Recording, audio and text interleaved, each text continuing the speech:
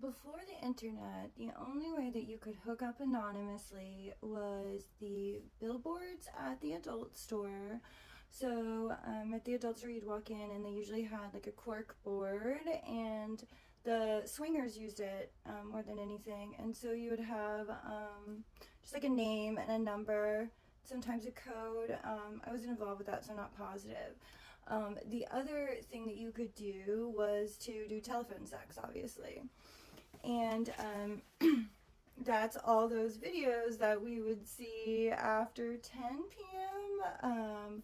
And it was $1.99 a minute usually, and it was always a big joke going around in the 90s because invariably a young man would call it and then run up a huge bill. And back then, whenever you called, it just connected and then it charged your telephone, right? So it was just like dialing long distance. So it was very easy for boys to screw that up. I know a few from school. And the thing is of course, girls didn't really have an option except for one thing, and it was called Loveline. And so what Loveline was a 1-900 number for the guys, but a 1-800 number for the girls.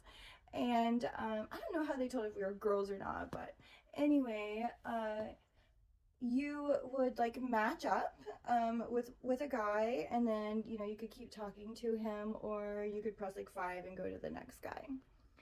I was going through a bit of a daddy thing at that time, and I remember I called it, and I remember telling guys my stats, right? I'm like 18, 5'10", blonde.